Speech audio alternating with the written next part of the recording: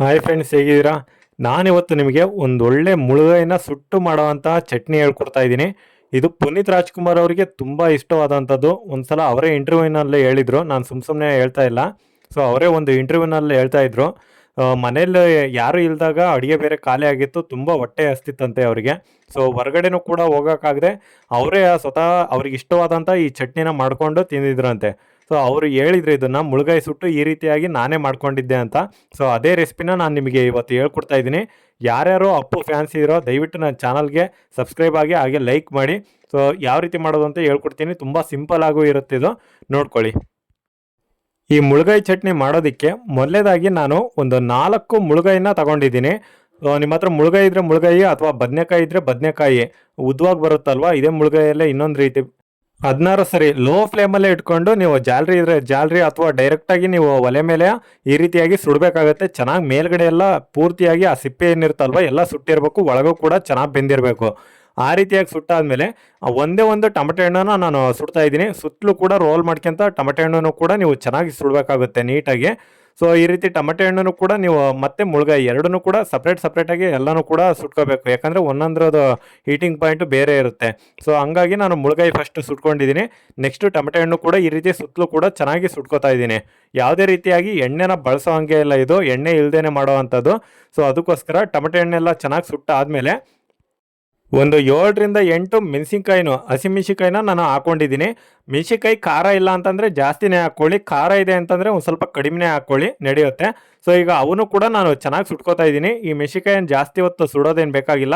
Just ಒಂದು 2 ನಿಮಿಷ ಎಲ್ಲ ಸುತ್ತಲೂ ಒಂದೊಂದು ರೌಂಡ್ ಚೆನ್ನಾಗಿ ಸುಟ್ಕೊಂಡ್ಬಿಟ್ರೆ ಸಾಕಿದು.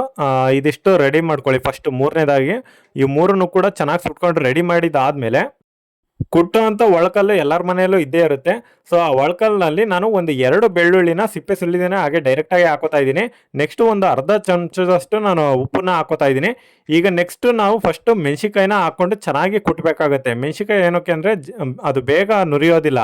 ಸೊ ಅದಕ್ಕೋಸ್ಕರ ಫಸ್ಟು ಅದನ್ನು ಚೆನ್ನಾಗಿ ಜಜ್ಕೋಬೇಕು. ಹಂಗಾದರೆ ಮೆಣಸಿನ್ಕಾಯಿ ಎಲ್ಲ ಚೆನ್ನಾಗಿ ಜಜ್ಜಿ ಒಂದು ಸ್ವಲ್ಪ ಮಟ್ಟಿಗೆ ಪೂರ್ತಿ ಪೇಸ್ಟ್ ಆಗೋ ರೀತಿ ಏನು ಜಜ್ಜೋದು ಬೇಕಾಗಿಲ್ಲ. ಮತ್ತು ಇದನ್ನು ಮಿಕ್ಸಿಗೆ ಹೊಡೆದ್ರೆ ಅಷ್ಟು ಟೇಸ್ಟ್ ಬರೋದಿಲ್ಲ. ಸೊ ನಾವು ಇದನ್ನು ಕುಟ್ಬಿಟ್ಟೆ ಮಾಡಿದರೆ ಭಾಳ ಟೇಸ್ಟ್ ಬರುತ್ತೆ, ಚೆನ್ನಾಗಿ ಬರುತ್ತೆ ಇದ್ರ ಟೇಸ್ಟು. ಸೊ ಅದಕ್ಕೋಸ್ಕರ ಫಸ್ಟು ನಾನು ಮೆಣಸಿನ್ಕಾಯಿನೇ ಚೆನ್ನಾಗಿ ಫಸ್ಟು ಕುಟ್ಟಿದ್ದೀನಿ. ಸೊ ಈಗ ಮೆಣಸಿನ್ಕಾಯಿ ಎಲ್ಲ ಒಂದು ಸ್ವಲ್ಪ ಮಟ್ಟಿಗೆ ಚೆನ್ನಾಗಿ ಕುಟ್ಟಿದಾದಮೇಲೆ ಈಗ ಅದಕ್ಕೆ ಟೊಮೆಟೊ ಹಣ್ಣನ್ನು ನಾನು ಈಗ ಈ ರೀತಿಯಾಗಿ ಕಟ್ ಮಾಡಿ ಹಾಕೋತಾ ಇದ್ದೀನಿ. ಇದನ್ನು ಡೈರೆಕ್ಟಾಗಿ ಮತ್ತೆ ಒಂದೇ ಸಲ ಕುಟ್ಟೋಕೋದ್ರೆ ಮಖಕ್ಕೆಲ್ಲ ಸಿಡಿದ್ಬಿಡುತ್ತೆ ಅದು ಟೊಮೆಟೊ ಹಣ್ಣು ಒಳಗಿರೋ ಅಂಥ ರಸ ಎಲ್ಲ. ಸೊ ಅದಕ್ಕೋಸ್ಕರ ಈ ರೀತಿ ನಿಧಾನವಾಗಿ ನೀವು ಕುಟ್ಟಬೇಕಾಗುತ್ತೆ ಟೊಮೆಟೊ ಹಣ್ಣು ಮಾತ್ರ. ನೀಟಾಗಿ ನೈಸಾಗಿ ನೀವು ಸುತ್ತಲೂ ಕುಟ್ಟಬೇಕಾಗುತ್ತೆ ಚೆನ್ನಾಗಿ, ಅದನ್ನು ಕೂಡ ಒಂದು ಸ್ವಲ್ಪ ಸಣ್ಣದಾಗಿ. ಈಗ ನೆಕ್ಸ್ಟ್ ನಾವು ಏನು ಮುಳುಗಾಯಿನ ಸುಟ್ಟಿರ್ತೀವಲ್ವ, ಸೊ ಅದ್ರ ಮೇಲ್ಗಡೆ ಇರೋ ಸಿಪ್ಪೆ ಎಲ್ಲ ಸ್ವಲ್ಪ ಕರುಕಲಾಗಿರುತ್ತೆ ಸುಟ್ಟು. ಹಂಗಾಗಿ ಆ ಸಿಪ್ಪೆನೆಲ್ಲ ಫಸ್ಟ್ ನಾವು ತಗೋಬೇಕಾಗುತ್ತೆ. ಸುತ್ತಲೂ ಸಿಪ್ಪೆ ಎಲ್ಲ ಬಿಡಿಸಿ ಅದನ್ನು ತೊಳೆಯೋ ಹಂಗಿಲ್ಲ, ಡೈರೆಕ್ಟಾಗಿ ಸಿಪ್ಪೆ ಎಲ್ಲ ಚೆನ್ನಾಗಿ ಬಿಡಿಸ್ಬಿಟ್ಟು ಸುತ್ತಲೂ ಅದ್ರ ಒಳಗಡೆ ನೀವು ಒಂದ್ಸಲ ಕ್ಯೂಚ್ ನೋಡಬೇಕಾಗುತ್ತೆ. ಯಾಕೆ ಅಂತಂದರೆ ಅದರಲ್ಲಿ ಏನಾದ್ರು ಉಳುಕು ಪಳಕು ಇದ್ದರೆ ಸೊ ಅದನ್ನು ನೋಡಿ ತೆಗಿಬೇಕು. ಹಂಗಾಗಿ ಮುಳುಗಾಯಿ ಹೇಳೋಕ್ಕಾಗಲ್ಲ, ಮೇಲ್ಗಡೆ ನೋಡೋಕೆ ಚೆನ್ನಾಗಿ ಕಾಣ್ತಾವೆ, ಒಳಗಡೆ ಏನಿರುತ್ತೋ ಗೊತ್ತಿಲ್ಲ. ಸೊ ಅದಕ್ಕೋಸ್ಕರ ಫಸ್ಟು ಅದನ್ನು ಸಿಪ್ಪೆ ಎಲ್ಲ ತೆಗೆದಾದ್ಮೇಲೆ ಒಳಗಡೆ ನೀವು ಈ ರೀತಿಯಾಗಿ ಚೆನ್ನಾಗಿ ತೆಗೆದು ನೋಡಬೇಕಾಗುತ್ತೆ. ಏನೋ ಇಲ್ಲ ಚೆನ್ನಾಗಿದೆ ಮುಳುಗಾಯಿ ಅಂತ ಅಂದಮೇಲೆ ನೀವು ನೆಕ್ಸ್ಟ್ ಇದನ್ನು ಕುಟ್ಟೋದಕ್ಕೆ ಹಾಕೋಬೇಕಾಗುತ್ತೆ. ಈಗ ಫೈನಲ್ ಆಗಿ ಮುಳುಗಾಯಿ ಸಿಪ್ಪೆ ಎಲ್ಲ ಬಿಡಿಸಿ ಮುಳುಗಾಯಿನೂ ಹಾಕ್ಕೊಂಡು ಅದನ್ನು ಕೂಡ ನೀಟಾಗಿ ನಾನು ಪೇಸ್ಟ್ ರೀತಿಯಲ್ಲಿ ಕುಟ್ತಾ ಇದ್ದೀನಿ. ಈ ರೀತಿಯಾಗಿ ಕುಟ್ಟಿ ಮಾಡೋದ್ರಿಂದ ಅದರ ಟೇಸ್ಟು ಒಂದು ರೀತಿ ಚೆನ್ನಾಗಿ ಬರುತ್ತೆ ಅಂತ ಹೇಳ್ಬೋದು. ನಾವು ನಾರ್ಮಲಾಗಿ ಟೊಮೆಟೊ ಹಣ್ಣು ಮತ್ತು ಮೆಣಸಿನ್ಕಾಯಿ ಚಟ್ನಿ ಮಾಡ್ತೀವಿ, ಅದಕ್ಕೆ ಈ ಮುಳುಗಾಯಿ ಹಾಕೊಂಡು ಮಾಡಿದರೆ ಐತಲ್ವಾ, ಅದರ ಮುಳುಗಾಯಿದು ಟೇಸ್ಟೇ ಒಂದು ಬೇರೆ ರೀತಿ ಚೆನ್ನಾಗಿ ಬರುತ್ತೆ ಇದು. ಸೊ ಇದನ್ನು ನಾನು ಕೂಡ ಯಾವಾಗಾದ್ರೂ ಮಾಡ್ಕೊಂಡು ತಿಂತಾ ಇರ್ತೀನಿ. ಏನಾರ ಮನೇಲಿ ಅಡುಗೆ ಇಲ್ದಾಗ, ನಮ್ಮ ಅಮ್ಮರು ಯಾರು ಇಲ್ದಾಗ ಮನೇಲಿ ಮಾಡೋರು. ಸೊ ಅವಾಗ ನಾನು ಕೂಡ ಈ ರೀತಿಯಾಗಿ ಮಾಡ್ಕೊಂಡು ತಿಂದಿದ್ದೀನಿ. ಸೊ ತುಂಬ ಟೇಸ್ಟಿಯಾಗಿರುತ್ತೆ. ಅನ್ನದ ಜೊತೆಗೆ ಡೈರೆಕ್ಟಾಗಿ ನೀವು ತಿನ್ಬೋದು. ಈ ಚಟ್ನಿ ಮುಂದೆ ಯಾವ ಸಾಂಬಾರು ಕೂಡ ಬೇಡ ಅನಿಸುತ್ತೆ, ಅಷ್ಟು ರುಚಿಯಾಗಿರುತ್ತೆ. ಅದರಲ್ಲೂ ಒಂದು ಸ್ವಲ್ಪ ಇದ್ರ ಜೊತೆ ಮೊಸರು ಇದ್ರಂತೂ ಒಂದು ಒಳ್ಳೆ ಟೇಸ್ಟ್ ಕೊಡುತ್ತಿದ್ದು.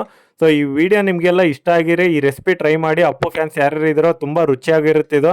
ಫಸ್ಟ್ ಟೈಮ್ ಏನಾರ ಇದು ನನ್ನ ಚಾನಲ್ನ ನೋಡ್ತಾ ಇದ್ದರೆ ದಯವಿಟ್ಟು ಸಬ್ಸ್ಕ್ರೈಬ್ ಆಗಿ. Thanks for watching.